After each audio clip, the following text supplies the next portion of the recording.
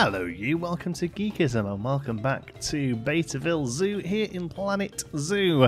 The beta has gone as time of recording this voiceover, and I think they were on Wednesday, so yeah, yesterday it finished. But I did get quite a bit of footage pre-recorded from the beta, so there's still going to be some Planet Zoo on the channel for the next couple of weeks. But rather than blow my load and then we have to go cold turkey for a month, I'm going to wean you off it, alright? So there's going to be a Planet Zoo video every other day after today for the next couple of weeks, and then hopefully Zoo Tycoon 2 will turn up and we can play that for a little while. I've ordered a copy of it on eBay. So that should be here soon, hopefully, and then we can maybe play that a little bit while we wait for the full release on November the 5th. And there's a few other stuff coming to the channel as well, some Flotsam, some Prehistoric Kingdom, and a few other bits and bobs as well. So yeah, it should be good while we wait for the full release. I had an absolute blast in the beta, really enjoyed it, really enjoyed Planet Zoo. I'll be honest with you, a bit more than I thought I would. I've talked about this with a few other content creators, sort of behind closed doors, I suppose, and I'll be honest with you, Planet Zoo, for me, was always going to be I'm sure that'll do well for the channel kind of game, but luckily I've actually really enjoyed myself, and that's always good, to be honest with you. Don't get me wrong, when you do YouTube as a job, you sometimes have to play something that you don't necessarily think is the most amazing thing, but it does well for the channel, and it's the kind of thing that you're expected to play. It doesn't happen very often, to be honest. I'm normally good at finding something I like about a game if I'm putting it on the channel. I've never played anything that I've hated on the channel, to be honest with you. There's always some stuff there that's enjoyable. But yeah, occasionally you're kind of going through the motions a little bit. And I kind of thought a little bit that would be the case with Planet Zoo, but it really hasn't at all. And I've absolutely had a blast playing it. And a few people have asked for like a review. I don't know whether I'll do like a full sort of official review video of the beta, but one thing I really have been telling people that have asked is the thing I've really enjoyed the most, I think the thing that's really impressed me, is the fact that the stuff you built gets used in the game. And what I mean by that is in Planet Coaster we did a lot of different builds that were sort of facsimiles, you know, they were sort of there for show, they were models. You know, in Planet Coaster we built like Midway games, and we built you know, I'm trying to think of other examples, telescopes that people can look through, and we built, you know, a lot of things like that, and they're just for show, and the guests just wander past them and don't ever sort of get involved with them. And obviously that will be the same here if we do that kind of stuff. But the good thing here with Planet Zoo is that, you know, the temples I'm building for Bengal tigers, the Bengal tigers climb up the steps and they fall asleep in the temple. You know, the ponds and the rivers that I build for hippos, the hippos go and swim through the ponds and the rivers, and that for me is really quite invigorating, the fact that the stuff I'm building is actually getting used. I think that's really fantastic, and that's one thing I'm really looking forward to playing around more with in the full release. Anyway, what are we doing here? Look at this. This is the last big thing we do in Betaville Zoo, and that is a safari, sort of Serengeti style safari, using the 4x4 truck there. That I had a lot of fun with doing this, to be honest with you. Again, it's quite plain compared to my normal standard of detail, I think, because I mean I was really on the clock for this one. This was about, I think I started making this like the day before the beta shut down or something like that. So I was very conscious that I wanted to try and get, you know, and don't get me wrong, I've really tried not to churn any videos out, although I have been producing quite a lot of content. I really wanted to make sure that I haven't put anything out that's just, you know, just there to fill the gap, you know. So I'm actually really quite proud of some of the Planet Zoo stuff I've done. But this is probably a little bit unfinished, you know, to spend a little bit of time with it. And I think the main thing here is that it is just a big old square of grass, because that's kind of what it is. It's kind of what the Serengeti is. Now, obviously, when we approach this again, which we will at some point, you know, we will be looking at doing another African-style zoo. I'll take a lot of time researching Serengeti and trying to find some interesting sort of natural landscape and natural sort of set pieces and stuff that we can bring into this, so that it is still realistic as a Serengeti, but it isn't just a kind of big old blob of grass, which is kind of what we've ended up with here.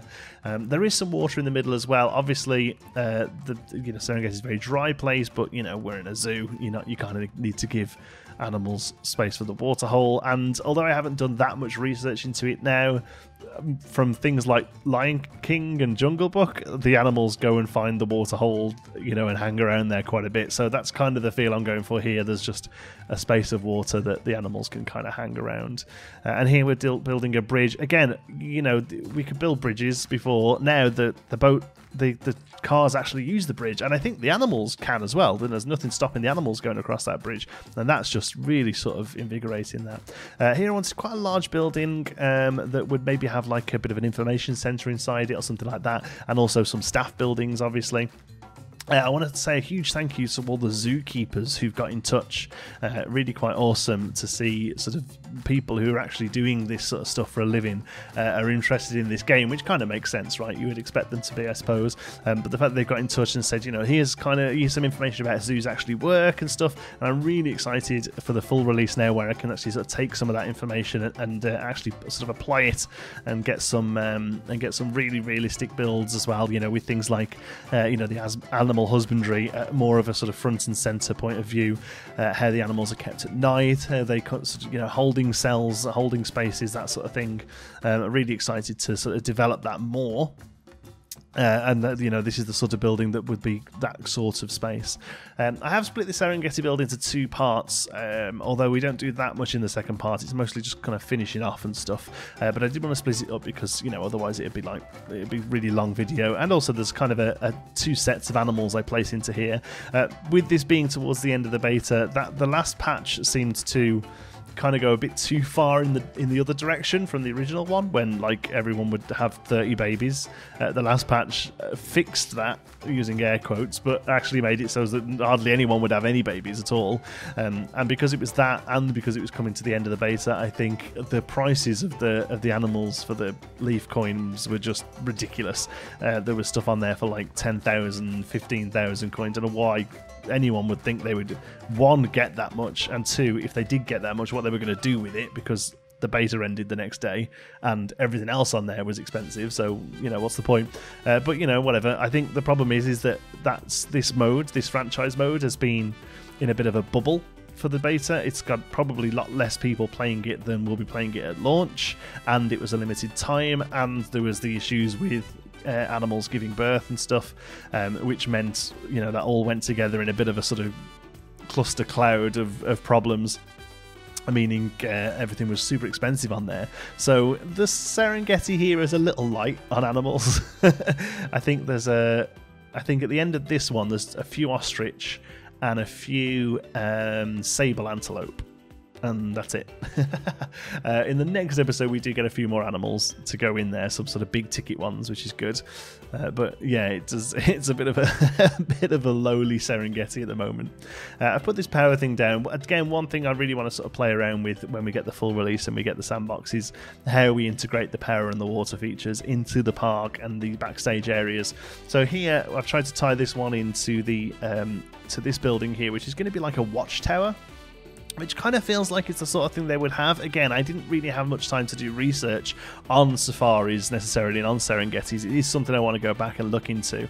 But here, yeah, excuse me. Here, I just felt it's the sort of thing they would have, something where the zookeepers can go up and just kind of have a look at what's going on, like in real life, and sort of like real sort of nature preserves, sort of safari preserves. I know they have these for, these like guard towers almost, to stop against poachers and things. But in a zoo, I still kind of imagine they would have a space they can get up to and just have a good sort of overview of the whole thing. I'm just going to take a drink, excuse me. Oh dear, a little bit of a dry throat. Yeah, so that's kind of what I wanted to do here, and build a ladder up. Now, obviously this doesn't work, guests, staff can't get up here. We could do with some slightly smaller wood as well to make this really work, but really thought that'd look pretty good. Sorry, my son's having a nap and he's just got up and stood at the end of the bed, and he's now shouting daddy, but I think he's going to go and lie back down again. He's only just gone down, so Yeah, he's all right. He's gone to chill out again now. Sometimes he just likes to remind me he's there. Yeah, doing some bit of woodwork here, using some of the planks rather than just using the wall pieces, just to kind of break it up a little bit, keep it a bit different. I think it turns out pretty nice. And this area, like I said, it was always the plan, was to kind of finish with a safari. With this being, I think actually it's an Asian biome, right? But with it being like a hot biome, grassland biome, it just kind of felt right to have this as the big ticket attraction at the back of the park. So it's always been on the cards. I think if I could have had the beta again, I think I'd have bought some animals and just left them in the trade centre a while ago, and got like a herd of elephants and things like that, herd of rhinos, that sort of thing. Although zoos usually keep elephants separate. I know they're like big safari zoos like this will have them as part of the safari, but most zoos will keep elephants separate just because of how much care and attention they need. They really are incredible animals, and I'm kind of disappointed that I never got elephants. Spoiler alert for the next episode, there's no elephants. Kind of disappointed I didn't get elephants, because that's one exhibit I'm really, really looking forward to putting together, actually. A Masked Bandit did a really awesome elephants exhibit in Azuri Gardens, and spent a lot of time researching them and figuring out what sort they need and what sort of space they need and how that space needs to be put together. And it's something that I'm really looking forward to having a go at in Planet Zoo. Talking of Azuri Gardens, because there's going to be a lot of people on the channel who don't even know what that is. Azuri Gardens, myself and Masked Bandit, another awesome content creator, have been over the last year working on a zoo park in Planet Coaster, which is this game's predecessor, and we started it before Planet Zoo was even announced. Planet Zoo got announced about halfway through the series, I think, and we were like, oh, okay.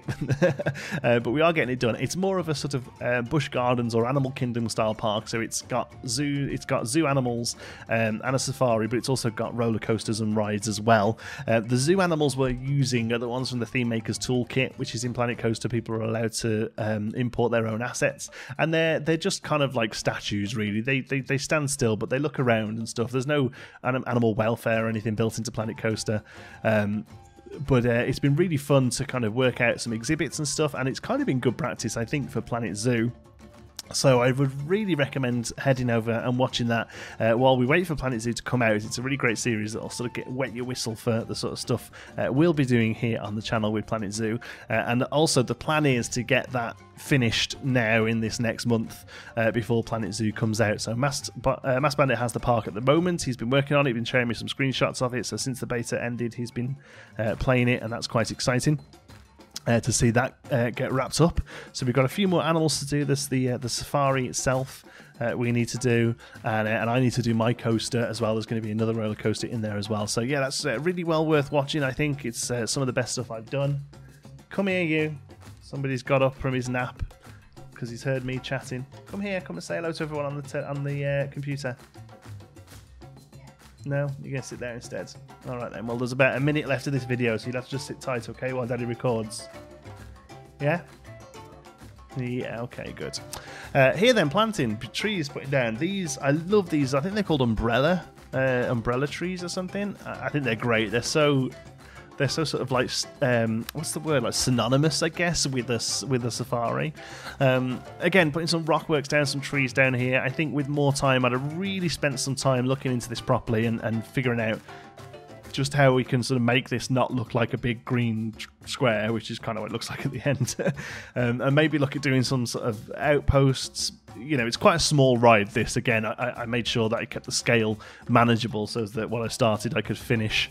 But yeah, maybe with a larger scale you could have some sort of like outcrops or something, maybe. But yeah, there we go. Here he is, Ostrich Dude. And you can see the car going round. One thing I love is that animals will wander over the track. They have no problem. I've sunk the track down here. I'm not a massive fan of the track, to be honest. I've made it look like it's more of an actual driving car, even though there's no driver, really. But one thing is the animals will walk over the track. There we go. And not only walk over the track, this one is just decides to plonk himself. And look, they get really backed up. The cars just stop and wait. How awesome's that?